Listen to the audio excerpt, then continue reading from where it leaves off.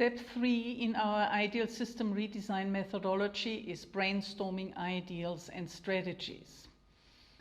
As a theoretical background for the brainstorming, we need to bear in mind that inherent problems need to be solved through returning the system to its inherent or intended functioning. For example, if a car breaks down, we need to return the system, the car, to its original functioning by identifying what was wrong with it and then fixing it, repairing the part that was not functioning. We do not need brainstorming methodologies for that because we have a prescribed way of solving those problems, and the prescription is inherent in the design, or if we're talking a system in nature, it's prescribed by the laws of nature. How do our kidneys function? So if there's a malfunctioning, we need to return the system to its original functioning as it has evolved. By comparison, when we deal with systemic problems, we deal with emergent problems. They emerge out of the interaction of systems or parts of systems. They're not inherent in them. And they need to be dissolved by changing the functioning of the interacting systems. And we need to bear in mind here that the logic of the problem is not the logic of the solution. Or to paraphrase Albert Einstein, the thinking that gave rise to the problem is not the kind of thinking that will help us to solve that problem. What we need is to create a new logic for the functioning of the participating or interacting systems. We have also discussed that this logic must be a higher order logic, and we use the analogy of disease and health to illustrate that. There are hundreds of diseases, but if we are creating health, and that has its own logic, its own strategies, then we are creating a state in the body that wipes out or prevents all disease. So there may be hundreds of different diseases following a different logic how they are being brought about, but the higher order logic that creates health transcends or is overarching to all the other logics that create the disease. Likewise, if we want to create a happy marriage, then we need to find a logic that wipes out all unhappiness in the marriage. Or if you're looking at a problem-riddled organization or your work function, we need to find a new logic according to which the organization or you can function so that these systemic problems are not recreated. And to achieve that, we need brainstorming. We need to brainstorm how can we find such a higher order logic, because what we will not find in the current problem situation is the solution to those problems. If we are looking at a diseased system, we will not find what health is. If we are looking at an unhappy marriage, we will not know what happiness is because it's not there. If we have a malfunctioning work life or an unprofitable organization, we can analyze the situation, but we will not find profitability in that situation. Or if it's an unsuccessful work life, we don't need to analyze it for the purpose of success. It will not be there. We need to find a way to define what health, happiness, profitability is and how the systems would have to function to produce those states. And this is what systemic brainstorming is all about. So in a nutshell, a system that has systemic problems, or if there's a system with lots of systemic problems, there is a lot of potential for transforming the system. So systemic problems require system transformation. There are, of course, generic brainstorming rules that we need to remind ourselves. While we are doing step 3, we are only doing brainstorming. That means we don't judge. It's not yet the time to throw out ideas or not. We are very generous in putting all those ideas out without judgment. We remind ourselves to be prolific. The more ideas we have, the more we have to work with in later steps. And we should remind ourselves also again not to use keywords, but sentences. And the more information we produce, the more important that becomes, because one doesn't even remember anymore what one meant by a particular keyword if one wants to process it later on, let alone if somebody else needs to process the output that we are producing here. We are using 3 types of brainstorming. One is a problem-based brainstorming method. We call it the frogs into princes method. Then we are using success-based methods, the so-called Superman or Superwoman method. And then thirdly, we are doing irrational or non-rational brainstorming by using right brain methods. Let us start with problem-based brainstorming. Some system thinkers advocate what is called clean slate design. They say pretend that the system has been destroyed overnight, that you are left with the resources of the system and now reorganize them in a new way that does not produce the systemic problems. Whenever we try to apply that method, we realize that there are very few people who can actually do clean slate design. Most people, when one brings a new higher level idea, they would say, yes, but, and what about this? And then problems would spill out. So at some point, I decided if you can't beat them, join them. So let's start with first identifying the problems. And then when we have the problems, we can say, what would we like to put in the place of this problem as an ideal? And then, lo and behold, everybody became creative. So this is how our problem-based brainstorming method called frogs into princes evolved. Later on, we have found that there are other systems like neurolinguistic programming, for example, who uses the same method. What the method consists of is turning frogs, our boiling frogs, our problems, into ideals, or as we call them symbolically, princes.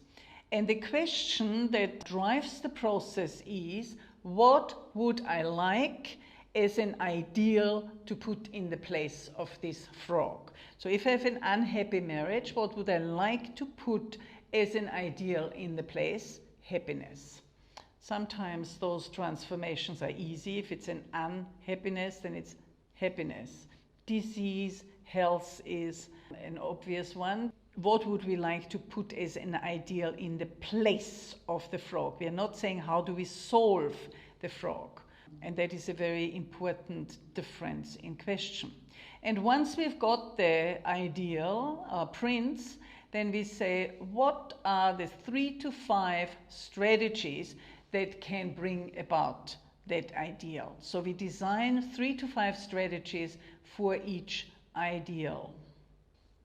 A prince describes an ideal state or outcome. In other words, it's an end that we are describing, while a strategy describes a course of action or a means. We also need to remind ourselves again that ideals cannot be attained, only approximated. So if we are writing down an ideal that is easily attainable, we probably have an objective or a goal, but not really a prince, an ideal. Why do we need 3 to 5 strategies for each ideal. The reason is that everything is co-produced, so every ideal state is also co-produced, and that needs at least 3 to 5 strategies, sometimes even more. How did the frogs into prints method come into being as a name? The analogy of the boiling frog we have already talked about. It is a very well-known analogy in futures research, where I have been for many, many years.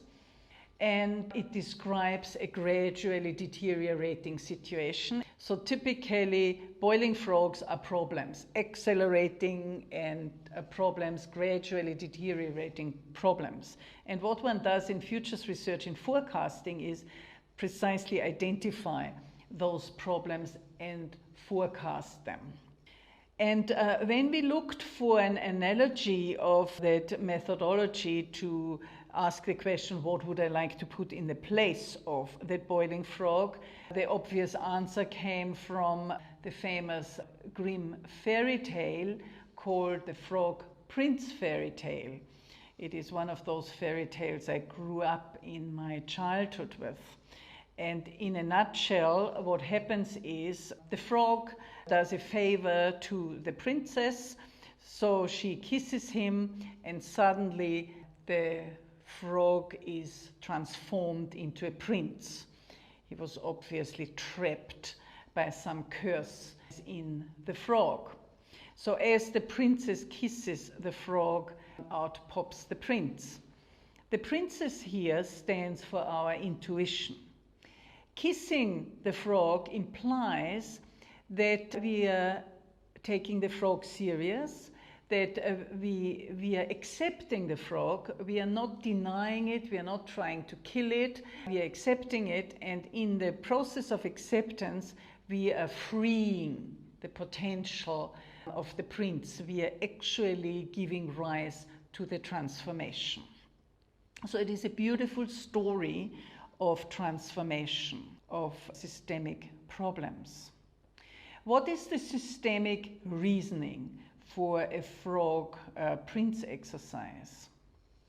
Well, first of all, the frog, the problem contains the potential for becoming a prince. In other words, if two systems interact and give rise to a frog, there's always the potential that they could interact in a different way to give rise to a more ideal functioning, which we would call a prince. Also, the prince is a higher order phenomenon than the frog. At least we human beings believe that as human beings we are a higher order creation than the frog, which is based on instinctive behavior. It responds, while the human being is a thinking being. It can reason, it can find new ways of functioning. It is not bound by instinctive and reactive behavior like the frog.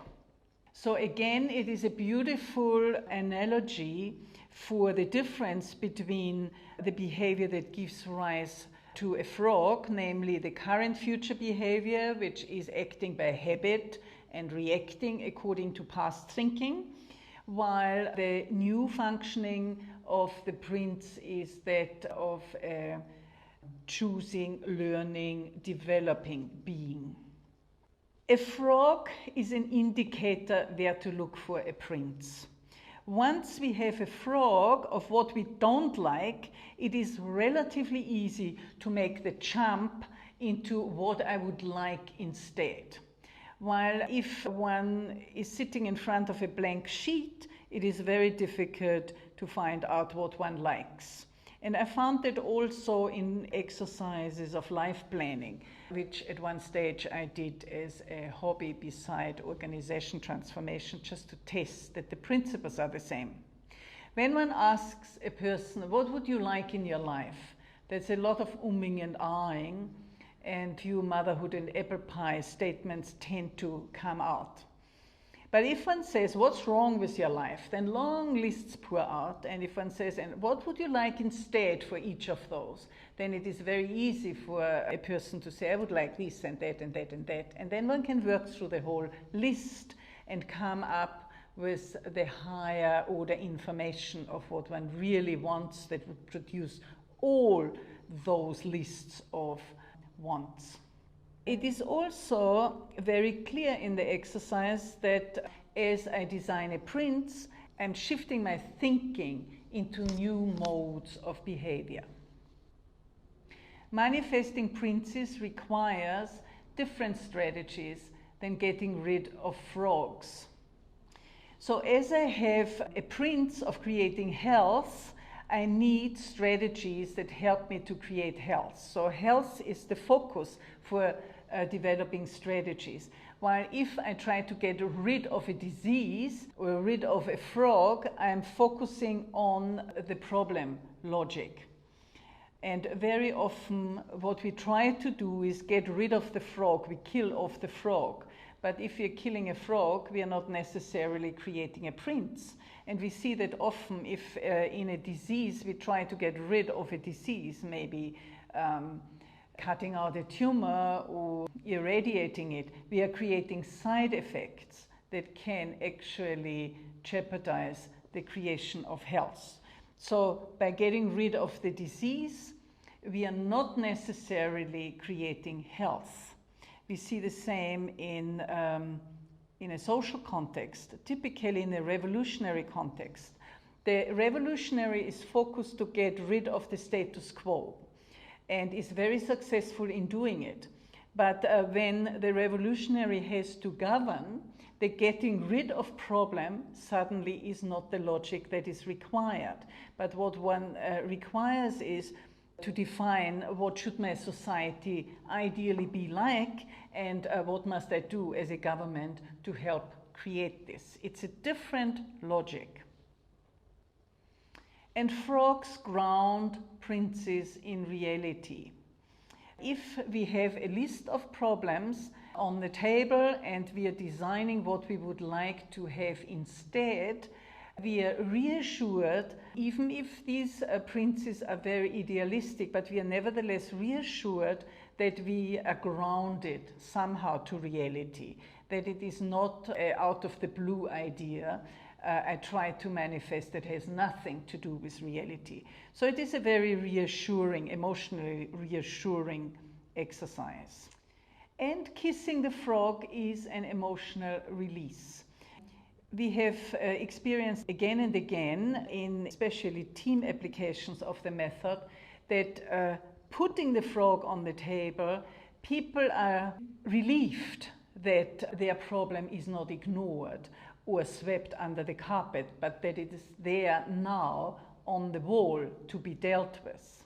And there is a very important other aspect involved to this. Once the frog has been accepted, is on the wall for the whole team to see, it becomes not an individual issue, but it becomes a team issue.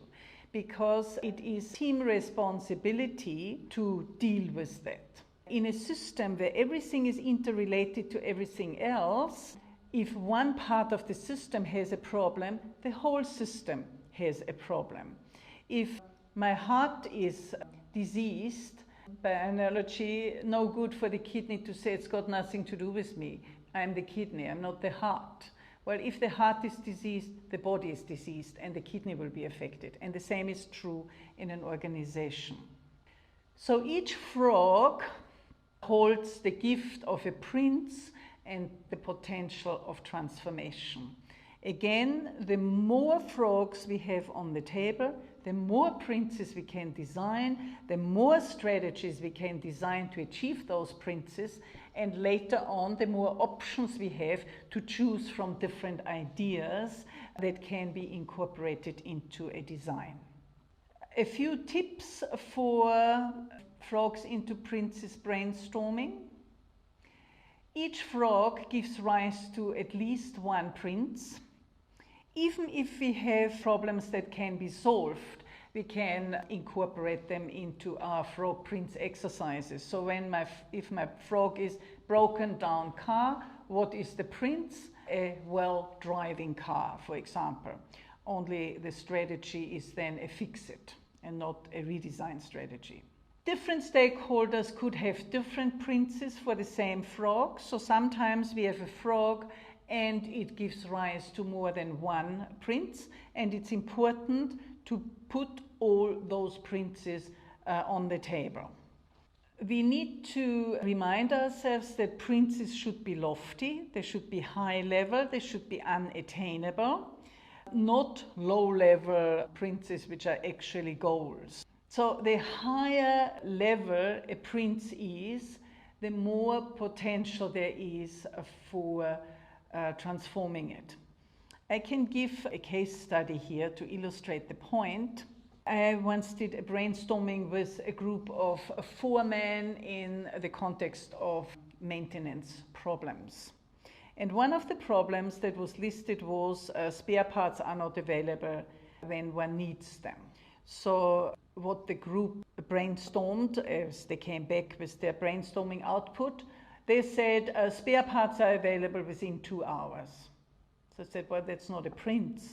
This sounds to me like a current strategy. Why 2 hours, by the way, and not 3 or 1 hour? So they said, well, if everything goes well, then it takes 2 hours to get the spare part from the warehouse underground in the mine to where the problem occurred. So I told them, can you see, this is current future thinking. This is a solution to your problem. It is not a problem dissolving situation. Go back, find a print that is unattainable. So they came back. Spare parts are available when you need them, where you need them. What are some of the strategies?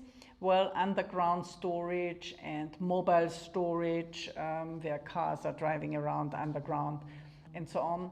And there were a few other strategies to find out before what one needs and so on. Not bad. It certainly gave rise to the strategy of underground storage and mobile storage, which they didn't have before. But as there was that feedback, somebody said, that's still not a lofty enough print. I said, yeah, have you got a better one? He said, yes. No spare parts needed. It seems unrealistic prints, but it is not, because it brings one straight into the whole paradigm of preventive maintenance. So all the strategies they came up with were those of preventive maintenance. This brings us to the issue of negative versus positive prints. As a rule, we say prints must be formulated as positive. For example, to say I don't want to be unhappy doesn't give me any idea of what happiness is. One has to positively formulate happiness. So the negative print is only acceptable in environment of maintenance and zero defects. So it is a print for systems that function according to a logic and that one needs to improve that particular system's functioning. But all other prints ought to be formulated in a positive way. What is happiness? I have to formulate it. I want to be loved, I want to be spoiled, I want to be listened to, or whatever it is. We need positive formulation of what we want. We need to design strategies for each print. So as soon as we have a print, we need to design strategies. And a tip here is not to list all prints for all frogs, and when we are finished with that, then to list all strategies. But what we should be doing is we should take one frog, create one or more prints, and immediately design the strategies for each of those prints for that frog. Then go to the next frog, design an ideal, design strategies, and so on. Important tip is that prints must be unattainable, unachievable, or if they're achievable, then temporarily, and as soon as they're attained, they could give already rise to a reinterpretation of it. Like if I want to create beauty in my house, it is momentarily attainable, but I could immediately think of making further improvements to beauty. So they should be lofty, they should be unattainable. By comparison, a strategy must be doable. It must be feasible in the existing context. So if we have problems with communication, that people don't understand each other, we could have a print that says everyone understands everybody else, for argument's sake. But then what would be strategies to give rise to that? Well, telepathy is not a strategy I would accept because it is not universally available to everybody. So this would be an unrealistic strategy, and one must come up with other doable, feasible strategies. Too high-level strategies should be broken down into sub-strategies. So sometimes one would come up with a very high-level strategy to, for example, achieve customer satisfaction. Well, that begs the question how, and needs different sub-strategies. So they should be listed as well. It is also important to put all principles and all strategies there and not to judge. It is still a brainstorming situation. Because I've often experienced in brainstorming teams that they tend to be very selective.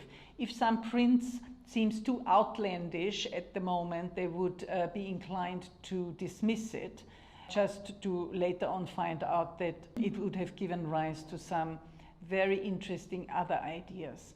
So we are still brainstorming. Also important that when we talk relationship frogs, they require ideals that are related to the relationship and not improvements of the relating parts. So if I'm working on my ideal marriage, I must work on what would be an outcome and what would be ideals that would describe the happy marriage. What is not accepted is that I say he or she has to change accordingly. He or she has to change the way they interact with each other. And that is a different ideal. Then during brainstorming, we also at some stage need to test for completeness. So while we are brainstorming one specific frog, for example, we would have to ask, would the attainment of the ideal that I put there wipe out the frog? If the answer is yes, complete. If the answer is no, we need to design more ideals. Then to test for each ideal, we would have to ask, would the ideal be realized or approximated, significantly approximated, if we are enacting those proposed strategies, if you're pursuing those proposed strategies? If the answer is no, we have to design more strategies. Most of the assignments you did until now used the problem-based brainstorming method, so you're already familiar with that. Besides problem-based brainstorming, we also do success-based brainstorming. The reason for that is that we do not want to lose the information of the current system that works and the strengths of the current system. We don't only want to work with problems. The analogy we are using here is that of Superman or Superwoman. That is the hero that saved the world through his or her actions. The methods involved include success experience. So you are asked in an exercise to identify two of the biggest success experiences or the biggest success experiences related to your case study, and then to identify the success criteria associated with it. And these past successes typically reveal the strengths of the system, and they allow the transfer of strengths, because if a system has displayed a particular strength in one context, this can be transferred to another context as well. Another method involved is that of choosing role models. So in this exercise, you should identify at least one role model related to your case study. Then identify the success criteria. Best practice and benchmarking is another method, very widely used in business.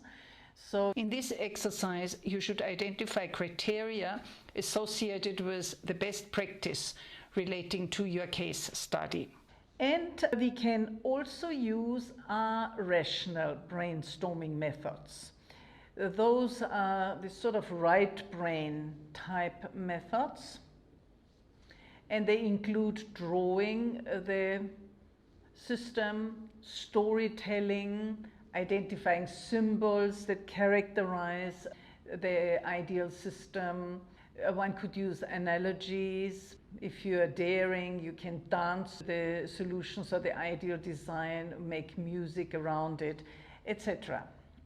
In this exercise, you are asked to draw or name one or more symbols that represent your ideal case study system.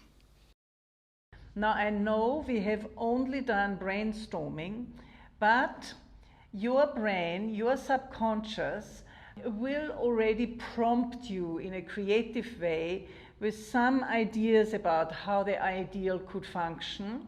And also, the right brain is very good at pattern recognition. So you have done, in a rational, linear fashion, brainstorming frogs into princes and so on, and success criteria. But your subconscious already has identified a pattern, and we want this pattern to be made conscious. That is why draw the ideal system without describing it, without words, and or give a symbol that characterizes the ideal situation. So in summary, what we do in brainstorming is, first of all, problem-based brainstorming. We're turning frogs into princes. Then we do success-based brainstorming, identifying success experiences, role models, best practice, and then we enlist our subconscious through our rational methods to give us an integration of the brainstorming. Now, we need to bear in mind that the problem-based and the rational methods can give rise to a new logic, while the success-based brainstorming reflects current system functioning, even if it is the best in current system functioning, either in our own system or in a related system, which we can use as a benchmark or role model. So it does not reveal a new logic, but we also need to build the best practice into our ideal design.